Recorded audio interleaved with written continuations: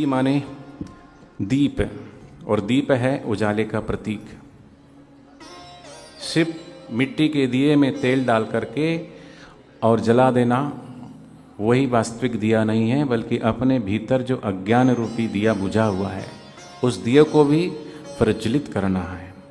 इसलिए प्रार्थना करते हैं ज्योत जगाते जम कि दीप ज्योति परब्रह्म दीप ज्योति जनार्दन दीपो हरतु में पापम दीप ज्योति नमस्तुते।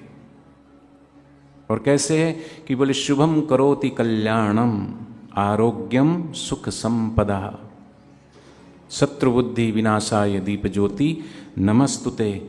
तो गुरु ज्ञान का दीप जगाकर मन मंदिर में और अंतर उजियारा, गुरु के ज्ञान का हम दीपक जलाएं और हमारे मन मंदिर में कर और अंतर हम उजियारा करें।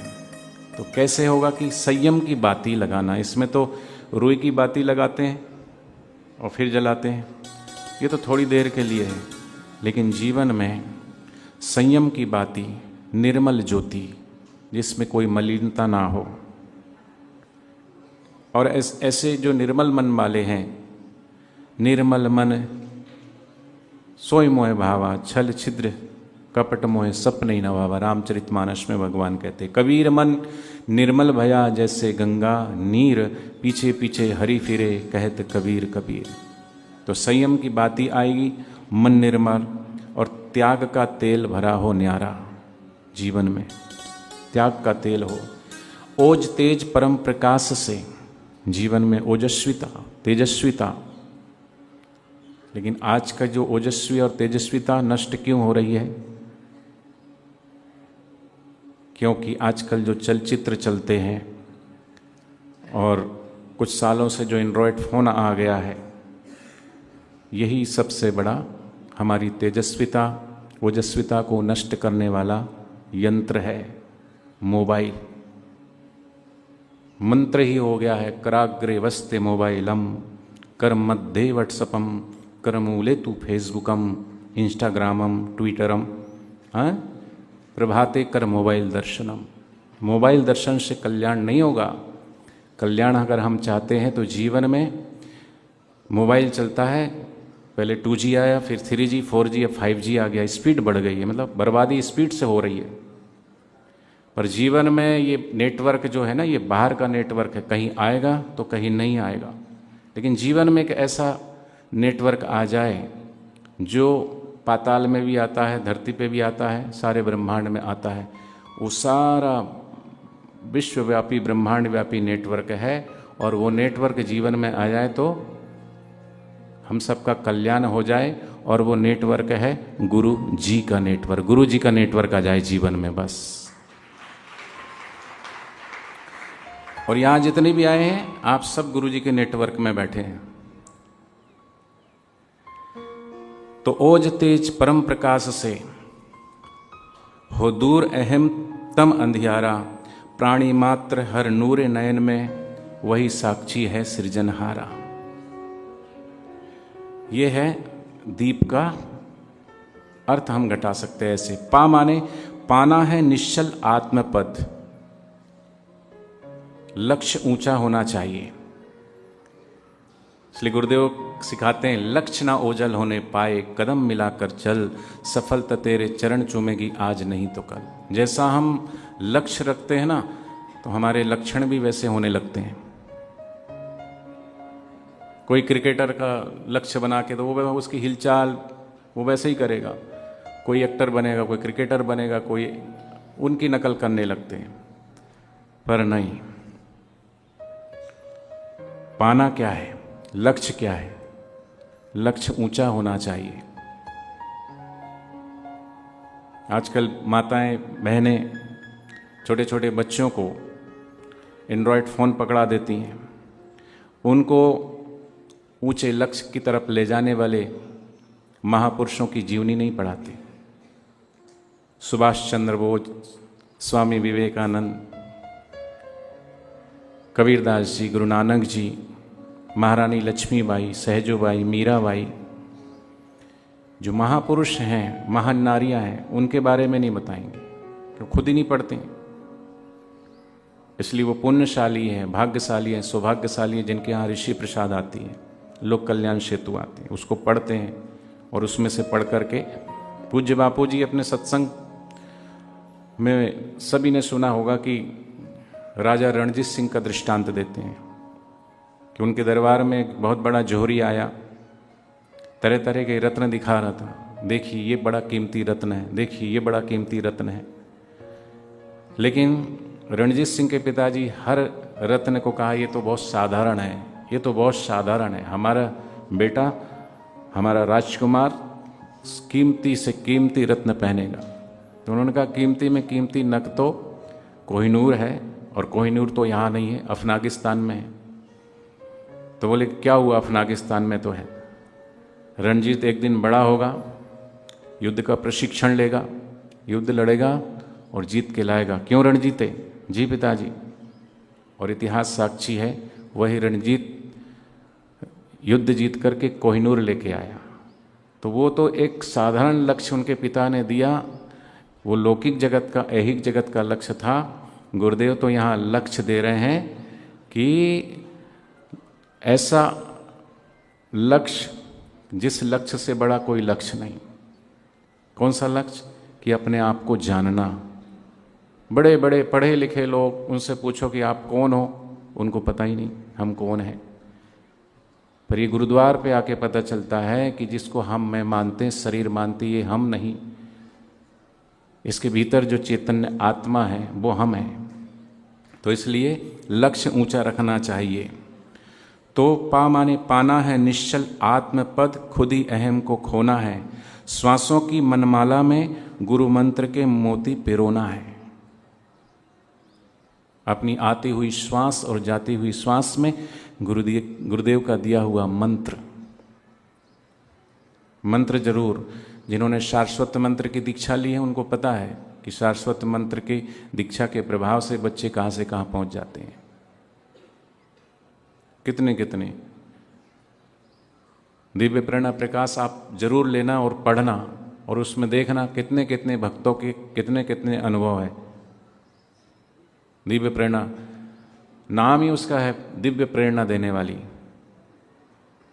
साधारण साहित्य नहीं पढ़ना चाहिए, साधारण लक्ष्य नहीं बनाना चाहिए, क्योंकि जैसा हम सोचते हैं देर सवेर हमारे भीतर वैसा क्रिया होने लगती है। तो श्वासों की मनमाला में गुरु मंत्र के मोती पिरोना है और सत्संग रूपी साबुन से मन के मैल को धोना है।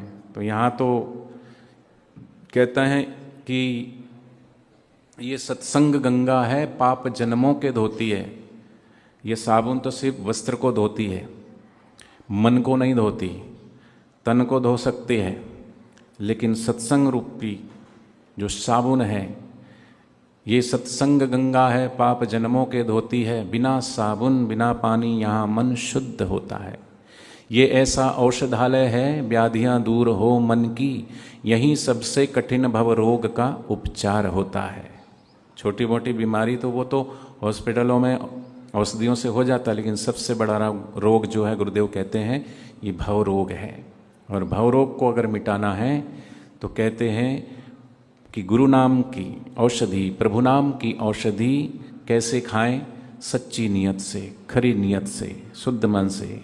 राम नाम की औषधि खरी नियत से खाए, अंग रोग व्यापे नहीं, भव रोग मिट जाए। जन्म और मरण के रोग मिटाना है तो वो गुरु की नाम की औषधि, और इस औषधि को पी करके जन्म और मरण रूपी भव रोग से निवृत्ति हो जाती है, ये रोग मिट जाता है। मीराबाई ने पिया तो मीराबाई का जन्म और मरण का रोग दूर हो गया, अब मीरा नहीं मरेगी। कबीरदास जी ने पिया, कबीरदास जी नहीं मरेंगे। जिन्होंने भी पिया राम नाम की औषधि, तो परहित काज हो तन मन, जीवन सार्थक वही तो है जीना। ये है पा का मतलब। फिर है वह माने वचन अनोखे संत के। सदगुरु के जो वचन है ना, वो प्रत्येक वचन मंत्र है।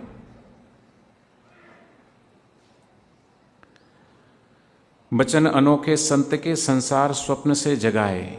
ये जो संसार है ना, ये स्वप्न है।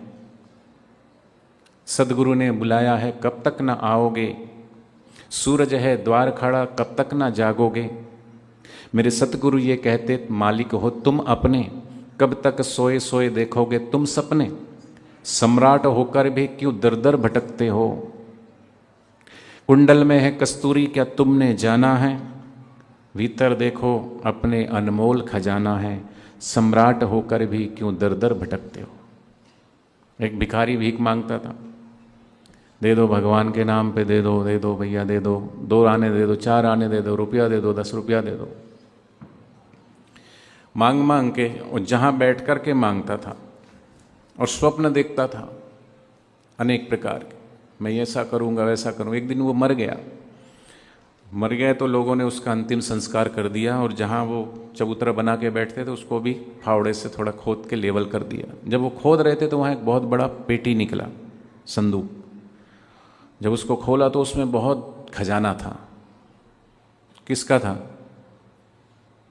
बताओ, आप बोले किसका था। जोर से, आवाज़ नहीं आई, आवाज़ नहीं आई। भिखारी का। आप बोले किसका था, भिखारी का।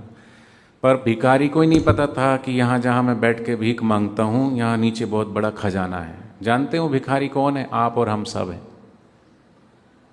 कुंडल में है कस्तूरी, क्या तुमने जाना है। भीतर खोजो अपने अनमोल खजाना है।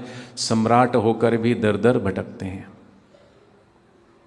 तो सच्चे सम्राट जो भीतर के खजाने को जिन्होंने पा लिया, फिर दुनिया उनकी दीवानी है। हमारे बापूजी के सब दीवाने हैं। एक झलक मेरे जोगी की, बस बिगड़ा भाग बनाए। कितनी बड़ी हो चाहे मुसीबत, यहाँ न टिकने पाए। मेरी हिम्मत तुम मेरी ताकत, तुमसे डरती हर आफत। बिगड़ी तू सबकी बनाए। तो बचन अनोखे संत के संसार स्वप्न से जगाए। विचार विवेक वैराग से भेद भरम मिट जाए। और हरि नाम निज ध्यान से चित्त पावन हो जाए। पराभक्ति गुरु ज्ञान से जीवन धन्य हो जाए। ये है वाह। और ला मने लीन हुआ चित्त गुरु नाम में, जिसका मन लीन हो जाए, तल्लीन हो जाए। किस में, कि गुरु के दिए हुए मंत्र में जपते जपते जपते।